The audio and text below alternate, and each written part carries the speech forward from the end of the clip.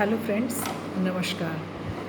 आइए आज हम चर्चा करेंगे इंडिजीनियस थेरेपी, स्वदेशी उपचार के संदर्भ में। स्वदेशी उपचार क्या है? स्वदेशी उपचार हर देश का अपना अपना स्थानीय स्तर पर या पुरातन व्यवस्थाओं के अंतर्गत जो एक उपचार की विधि है, जो रोग निवारण के लिए जड़ी बूटियाँ या स्थानीय स्तर पर जो भी एक प्रैक्टिस में व्यवस्था दी गई है, उसी को स्वदेशी उपचार या इंडिजीनियस थेरेपी कहते हैं। और भारत के संदर्भ में अगर देखें तो इंडिजीनियस थेरेपी क्या हो सकता है?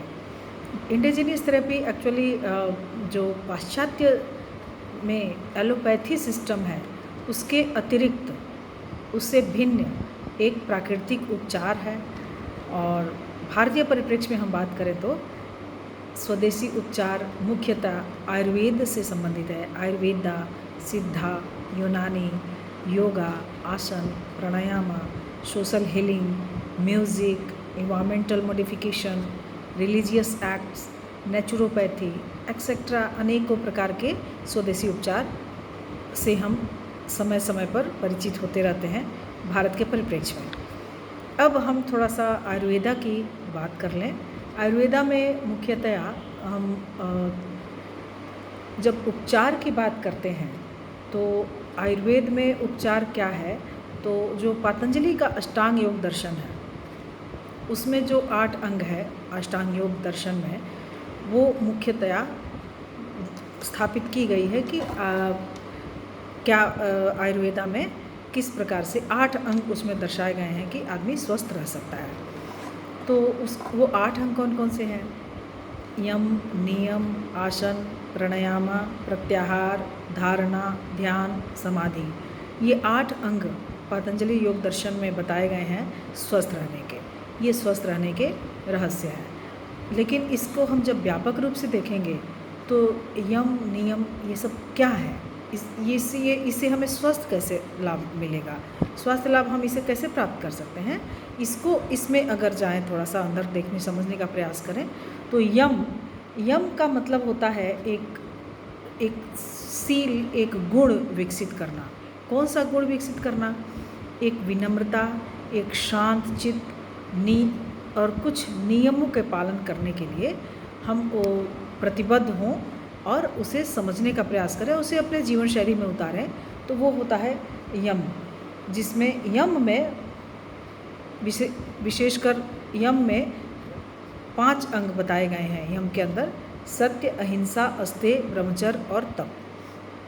सत्य, अहिंसा, ये हमें स्वास्थ्य के आरोग्य कैसे दे सकते हैं? हम थोड़ा इस पर समझने का प्रयास करेंगे कि सत्य हमें आरोग्य कैसे प्रदान करेगा।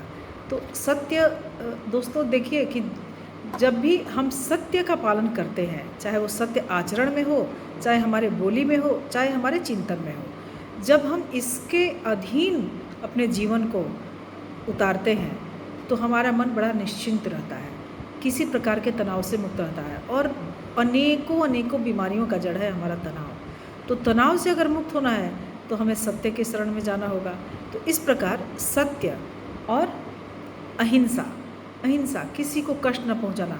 आप स्वयं देखेंगे कि किसी को भी कष्ट पहुंचाने के बाद, किसी को हत्या करने के बाद, किसी को मारने के बाद, जीव हिंसा करने के बाद, किसी को अपशब्द कहने के बाद हम कितने भीतर से अशांत हो जाते हैं। ये एक महसूस करने की चीज़ होती है, एक अनुभूति स्वयं किया जा सकता है। तो जब अहिंसा का पालन हम करते हैं तो जीवन बड़ा ही आनंद में रहता है, भीतर से हम एक सुखद अनुभूति के साथ जीते हैं। तो इसलिए अहिंसा भी हमें एक पॉजिटिव वाइब देता है और शारीरिक रूप से वो उसका पॉजिटिव हार्मोनल इफ़ेक्ट बहुत होता है। तो इसलिए वो एक स्वास्थ्य का परिचायक है। अस्तेय क्या है? जब हम किसी दूसरे का कोई भी चीज़ उसके बिना अनुमति के या बिना जानकारी के ले लेते हैं, वो होता है चोरी। तो उसके विपरीत हमें अचौर का पालन करना। अचौर का पालन जब हम करेंगे, यानी कि किसी भी चीज़ को हम बिना उसके जानकारी में ना छुएं, ना लें, उससे भी हमें भीतर से सेटिस्फैक्शन मिलता है, सामाजिक पहचान मिलती है, हमारे व्यक्तित्व निखर के ऊपर आता है और आसपास के वातावरण में भी एक निश्चितता रहती है। हमारे लोग भी हमसे निश्चिंत रहते हैं कि हमारा व्यक्तित्व एक ईमानदार व्यक्तित्व है। तो जब इस तरह के गुण अपने अंदर जब परिलक्षित होते हैं और वो अभ्यास में आते हैं, तो हमें एक निश्चिंतता जो प्राप्त होती है, संतुष्टि जो प्राप्त होती है, वो हमारे लिए संदेह निश्चित रूप से हमें स्वास्थ्य प्रदान करती है। अब ब्रह्मचर्य क्या हो सकता है? जैसे ब्रह्मचर्य से यहाँ तात्पर्य एक तो ये है कि कामुकता से दूर रहें, दूसरा ये कि हम किसी भी प्रकार के मन में विकार उत्पन्न हो उससे दूर रहें। मन में किसी भी प्रकार के विकार को आने नहीं दें, प्रवेश नहीं करने दें। जब विकार मुक्त मन होगा, चित्त होगा, तो निसंदेह किसी प्रकार के नेगेटिव हार्मोनल इफ़ेक्ट्स हमारे जीवन में नहीं होगा, हमारे बॉडी पर नहीं होगा, और वो हमारे लिए एक स्वास्थ्यदायिनी एक अवस्था होगी। तप से यहाँ तात्पर्य जाकर जंगलों में, वनों में, पहाड़ों पर हजारों वर्ष तक ऋषि मुनि जिस प्रकार तप करते थे, ये तात्पर्य न होकर तप अर्थात हम किसी भी चीज़ को संकल्प लेते हैं, जैसे हमें नहीं खाना है, ये चीज़ नहीं खाना है और हमें वो पसंद है और हम उसका त्याग करते हैं स्वेच्छा से, तो एक प्रकार का तप है। अगर हम पढ़ते हैं, हमारा मन नहीं लगता है पढ़ने में, 2 घंटा 3 घंटा हम लगातार बैठकर पढ़ नहीं सकते, लेकिन हम संकल्प लेते हैं कि नहीं, आज हमें इस टॉपिक को पूरा करके ही उठना है, और हम उस समय में 2 घंटे 3 घंटे 4 घंटे की सीटिंग देते हैं, वो एक अपने आप में तपस्या है। तो इस तरह से तप से हम लक्ष्य की ओर बढ़ते हैं, और लक्ष्य की ओर बढ़ते हैं तो जीवन में सेटिस्फैक्शन होता है, और सेटिस्फैक्शन के बाद हमारे भीतर की हार्मोन जो है वो पॉजिटिव हार्मोन सिक्रेशन होता है। अब हम तीसरे स्टेज जो होता है आयुर्वेद का, नियम क्या है? कुछ नियम, जीवन जब बना है तो कुछ इसके साथ नियंत्रण भी बने हैं, कुछ नियमों का पालन भी आवश्यक होता है, और उसमें नियम में पातंजल योग दर्शन के अनुसार अगर नियम की बात करें तो शौच, संतोष, तप, स्वाध्याय और ईश्वरीय तत्वों से संबंध स्थापित करना, ये नियम है। शौच से यहाँ तात्पर्य शुद्धि से है। शौच का एक नियम होता है, शारीरिक शुद्धि और मानसिक शुद्धि। तो शौच से अर्थात कचरों को, अपने शरीर के अंदर के गंदगी को बाहर रखना, और उसके बाद संतोषम परम सुखम कहते हैं, अक्सर आपने कहते हुए सुना होगा। तो कहीं ना कहीं, क्योंकि आसक्ति की तो कोई सीमा नहीं है, संचय की कोई सीमा नहीं है, तो एक स्टेज पर आकर अगर हम संतोष के अवस्था को जीवन में नहीं उतारते हैं तो हम बड़ा बेचैन से रहेंगे, और बेचैनी तनाव का कारण बनती है, और तनाव से फिर हम रोग से युक्त होते हैं। तो इसीलिए संतोष को जीवन में उतारना सभी के लिए परम आवश्यक है, और वो एक स्वास्थ्य प्रदायिनी एक अवस्था है। तो इसलिए संतोष को भी, नियम के अंदर हम संतोष को भी जिएं। तप से हम तप की चर्चा कर चुके हैं। स्वाध्याय से अर्थ है कि हम कुछ समय, कुछ क्षण जीवन शैली में अपने प्रतिदिन ऐसा निकालें, चाहे वो 2 मिनट हो, 5 मिनट हो, 10 मिनट हो, आधा घंटा हो, जिसमें हम स्वयं को देखें, स्वयं को पहचानें, अपनी भूल, अपनी सही, अपने लक्ष्य की प्राप्ति की ओर जो बढ़ रहे हैं उसमें हम कितने सही मार्ग को अपना रहे हैं और कितना गलत रास्ते से। क्योंकि हम देखिए कि धन संचय, रोटी की जुगाड़ के लिए तो देखिए श्रम करना होता है, पैसे कमाने होते हैं, धन कमाने होते हैं, लेकिन वो धन हम किस माध्यम से कमा रहे हैं? कोई भी संचय अगर कर रहे हैं तो किसी का हक तो नहीं है, अगर हम संचय कर रहे हैं तो किसी की आह तो नहीं लगी है उसमें। अगर इस तरह की विचारधारा के साथ हम कम से कम अपने आप को प्रतिदिन आधा घंटा भी बैठ के विचार करते हैं तो हम देखेंगे कि धीरे धीरे हमारे मन की शुद्धि होती चली जा रही है, और मन की शुद्धि तो सबसे बड़ा स्वास्थ्य का कारण है। मन अगर शुद्ध है तो व्यक्ति निसंदेह स्वस्थ रहता ही रहता है। तो इसलिए स्वाध्याय और अपनी इन सभी कर्मों को, कायिक, वाचिक और मानसिक सभी कर्मों को हमें समय समय पर ईश्वर को समर्पित करते रहना चाहिए। क्योंकि फिलॉसफी क्या कहता है कि अल्टीमेट गोल हमारे जीवन का है मन की शांति, जीवन में शांति और उत्थान, आत्मा का उत्थान, न कि हमें ये सांसारिक आसक्ति में फंसे रहना। तो जब उत्थान की बात करेंगे तो उसमें हम जब सांसारिक पदार्थों के पीछे पड़े रहेंगे तो कभी भी आत्म उत्थान नहीं सोच सकते हैं। तो इसलिए हम जो कुछ भी सांसारिक पदार्थ में तो रहना तो पड़ेगा, क्योंकि भोजन करना ही है, वस्त्र पहनना ही है, सुरक्षा के लिए मकान चाहिए ही। तो जब ऐसी अवस्था में हम आत्मोत्थान की तरफ जब होंगे तो हमें पदार्थ अपने बार बार हमें प्रेरित करेंगी संचय के लिए। तो उससे मुक्त होने के लिए हम इन सभी चीज़ों को, ईश्वरीय तत्व को समर्पित कर दें। ये ईश्वर की व्यवस्था है, हमारा इसमें ना कोई रोल है, ना हम कहीं से लाए हैं, ना हम कहीं लेकर जाएंगे। तो इस तरह की भाव लाने से हमारे भीतर का एक कचरा की सफाई होती रहती है। जो भीतर एक कचरा इकट्ठा होता रहता है, उसकी सफाई समय समय पर होती रहती है। तो इसलिए हमें इसका ईश्वर को समय समय पर समर्पण करना पड़ता है। हम नेक्स्ट जो स्टेप है वो है आसन। आसन की बात करें, आसन से यहाँ क्या तात्पर्य है? अनेकों आसन स्वामी रामदेव जी भी बताते हैं, दूसरे गुरु भी बताते हैं। योग के किसी भी गुरु को देखिए तो आसन प्राणायाम अभ्यास कराते हैं। लेकिन हम यहाँ बहुत ज़्यादा आसनों की चर्चा ना करके हम आसन को इस रूप में समझेंगे कि आसन एक स्थिरता की अवस्था है। किसी भी आसन में आप जाएंगे वो एक आपके बॉडी और माइंड के को स्थिरता प्रदान करता है, स्थायित्व प्रदान करता है। उससे आपके शरीर को स्वास्थ्य आरोग्य की प्राप्ति होती है। तो इसलिए आसन भी जीवन शैली में हमारे प्रतिदिन आवश्यक है। ये आरोग्य के लिए एक बहुत बड़ा उपचार का माध्यम है। प्राणायाम की बात हम करें, प्राणायाम क्या है? प्राणायाम सांसों की स्थिरता, सांसों की साधना, प्राण की स्थिरता ही प्राणायाम है। प्राणायाम के माध्यम से नर्वस सिस्टम स्वस्थ होता है। इस पे अनेकों हजारों नहीं लाखों में स्टडी हुए हैं कि प्राणायाम करने वाले स्ट्रेस मुक्त होते हैं, नर्वस सिस्टम उनका ठीक रहता है और याददाश्त उनकी अच्छी रहती है। और अगर इस तरह की तीनों चारों चीज़ें हमारे जीवन में सम्मिलित हों तो हमें और पूरी पर्सनैलिटी का एक चहुमुखी विकास होता है और हम आरोग्य को प्राप्त होते हैं। तो इसलिए प्राणायाम तो हमारे जीवन में प्रतिदिन निश्चित रूप से होना ही चाहिए अगर हमें पूर्ण आरोग्य को प्राप्त करना है। प्रत्याहार की बात करें, नेक्स्ट स्टेप जो है वो प्रत्याहार है।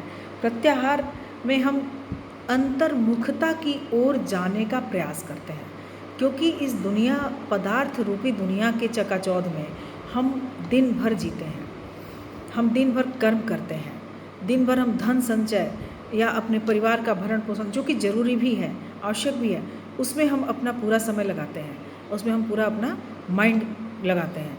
लेकिन ज़रूरी क्या है? अगर हम हमेशा उसमें लीन रहेंगे तो कहीं ना कहीं वो हमारे तबीयत पर बुरा प्रभाव पड़ सकता है। तो उसके लिए आवश्यक है कि हम एक ऐसा अभ्यास भी करें जिसमें हम अंतर्मुखता की ओर अग्रसर हों, अंतर्मुखी बनने की कोशिश करें, और उसके लिए हमें प्रत्याहार के शरण में जाना होता है। अब नेक्स्ट स्टेप जो आता है वो है धारणा। धारणा यानी धारण करना। क्या धारण करें? तो जो कोई भी ऊपर की जितनी चीज़ें हमने बात की, यम नियम आसन प्रत्याहार प्राणायाम, तो उन सभी अवस्थाओं को हम अपने जीवन शैली में धारण कर लें। जैसे उसको हम व्यवहार में, अपने सोच में और अपने क्रिया में उसको लाएं तो वो हो जाता है हमारा धारणा, यानी अंतर्मुखी स्थिरता। उसको हमें जीवन में उतारने के लिए हमें उसके साथ एकाग्र होना। इन सभी ऊपर जितनी चर्चाएं हमने की हैं उन सभी के साथ हमारा एकाग्र हो जाना और एकात्म हो जाना ही धारणा है। अब हम 7वें स्टेप की बात करें तो वो है ध्यान। ध्यान क्या है? ध्यान एक एकाकार स्वरूप है, एक एकीकृत स्वरूप है। मन, शरीर, चित्त की चंचलता और आत्मा का संबंध। आत्मा को हम यहाँ अगर दैवीय शक्ति से समझें, ईश्वरीय शक्ति से समझें, तो शरीर और आत्मा को हम एक कर देते हैं जब, और वो इसके लिए क्या कुछ अतिरिक्त बहुत मेहनत करने की आवश्यकता नहीं होती है। आपको ध्यान में आप किसी भी एक अंग पर, शरीर के किसी भी एक अंग पर, चाहे श्वास पर, चाहे ज्योति केंद्र पर, चाहे किसी भी शरीर के एक केंद्र पर आप अपने ध्यान को ले जाएं और उसको देखने का प्रयास करें। धीरे धीरे आप अपने ध्यान को ऊपर की ओर अग्रसर करें और पूरा समय तक आप अपने भीतर को देखें, अपने सांसों को देखें। बहुत आसान सा एक तरीका है, आप किसी कलर का ध्यान कर लें, अपनी सांसों को आप देखें, आते जाते श्वास को देखें, अपने आप वो ध्यान है। और ध्यान एक ऐसी अवस्था है व्यक्ति के जीवन की जो हमें ये सिद्ध हो चुका है कि निश्चित रूप से रोग मुक्त करती है। तो ध्यान तो भले ही वो 5 मिनट का ध्यान हो या आधे घंटे का ध्यान हो, आई से लंबे साधना, बड़े बड़े ऋषि मुनि तो कई कई घंटों की ध्यान करते हैं, उनकी साधना होती है, उनकी तपस्या होती है। आम जीवन में, प्रतिदिन के जीवन में, भागदौड़ की ज़िंदगी में शायद ये संभव नहीं हो, लेकिन कुछ समय जितना भी हम निकाल सकें, हमें ध्यान आवश्यक रूप से करना चाहिए अगर हमें पूर्ण स्वास्थ्य की ओर आगे बढ़ना है।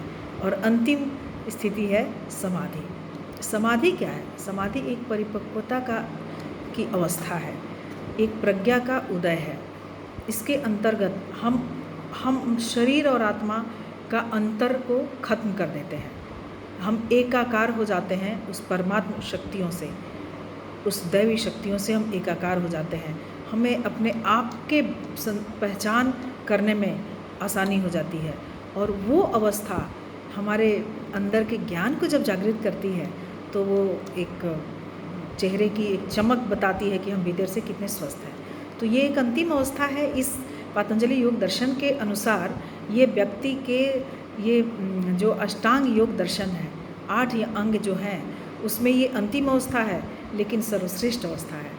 इस अवस्था तक पहुंचने के लिए हमें बाकी 7 अन्य अवस्थाओं से गुजरना होगा। तो इस प्रकार ये एक सिस्टम है जिसमें हम अपने आप को स्वास्थ्य बना सकते हैं। उसके अनुसार, उसके अतिरिक्त सिद्धा, यूनानी और विभिन्न प्रकार की पद्धतियाँ, योग पद्धतियाँ, और चिकित्सा पद्धतियाँ हमारे सामने हैं और उस चिकित्सा पद्धति के माध्यम से भी हम आरोग्य को प्राप्त कर सकते हैं। और आयुर्वेद में एक चीज़ और है कि हमारा जो शरीर बना है वो 5 तत्वों से बना है। तो 5 तत्व क्या है? आकाश, वायु, अग्नि, जल और धरती। तो इनका कहीं ना कहीं हमारे बॉडी में ऊपर नीचे प्रभाव रहता है और अगर वो बैलेंस है, इनका प्रभाव अगर हमारे शरीर में संतुलित है तब हम रोग मुक्त रहते हैं, अन्यथा त्रिदोष उत्पन्न होता है, वात, पित्त और कफ। और आयुर्वेद, टोटल आयुर्वेद का जो चिकित्सा व्यवस्था है वो इन तीनों को ही समझकर, इन तीनों की पहचान करके उसके अनुसार उसका उपचार करता है। और आयुर्वेद एक सिस्टम है जो वेद से निकला है। और वेद हमारा कितना पुराना है? लगभग 5000 वर्ष पूर्व वेद लिखे जा चुके हैं वेद व्यास द्वारा। तो सोचिए कि हमारी जो पुरानी व्यवस्था है, जो स्वदेशी उपचार है, वह कितना पुराना है और आज भी वो उतना ही प्रासंगिक है शरीर के स्वास्थ्य के लिए और मन के स्वास्थ्य के लिए। तो इसलिए ये एक ऐसा ट्रीटमेंट है जो हमें आहार, विहार और औषधि तीनों के लिए हमें गाइड करता है। और उसके अतिरिक्त अगर हम बात करें स्वदेशी की, तो सामूहिक रूप से जो हमारी परंपरा में है, शादी विवाह किसी भी ओकेज़न में हमें एकत्र होकर जो हम हंसी मजाक करते हैं, हंसते हैं, आपस में एक दूसरे से शेयर करते हैं अपनी हर समस्या को, हर खुशियों को, वो अपने आप में एक उपचार है। तो वो भी एक स्वदेशी चिकित्सा है, स्वदेशी उपचार है, जिसमें ग्रुप हीलिंग, सोशल हीलिंग में हम कम्युनिटी लेवल पर मेला, पूजा, उत्सव मनाते हैं। वो अपने आप में एक मानसिक रूप से हमें उपचार प्रदान करता है, स्वास्थ्य प्रदान करता है। उसके अतिरिक्त हम मेडिटेशन की तो बात हो गई, हम अगर ज़्यादा परेशान होते हैं तो हमें काउंसलिंग लेनी होती है, और इससे भी ज़्यादा अगर दिक्कत है तो सबसे अच्छा समाधान हम आध्यात्मिकता की ओर बढ़ें, स्पिरिचुअलिटी की ओर बढ़ें और स्वयं खोजेंगे तो ये जीवन बहुत आसान है। जितना हमने जटिल बनाया है एक्चुअल उतना जटिल है नहीं, बहुत ही आसान है। लेकिन हम इसको थोड़ा सा कोशिश करें जानने की, तो शरीर मन दोनों को पहचान के और आयुर्वेद की शरण, स्वदेशी उपचार के शरण में जाकर हम निसंदेह आरोग्य को प्राप्त कर सकते हैं। उसके अलावा हमें एक्टिव रहना चाहिए, कर्म अपना ज़रूर करना चाहिए, कर्म करते रहेंगे, हमें तनाव नहीं होगा। संगीत सुनें, वातावरण परिवर्तन के माध्यम से भी हम स्वस्थ हो सकते हैं। इस तरह से बहुत सारे जो ऋषि मुनियों ने जो रास्ता बताए हैं उपचार के, उसको ज़रूर अपनाना चाहिए और कॉन्फ्लिक्ट और तनाव की चीज़ों से दूर रहें। यही है स्वदेशी उपचार। Thank you.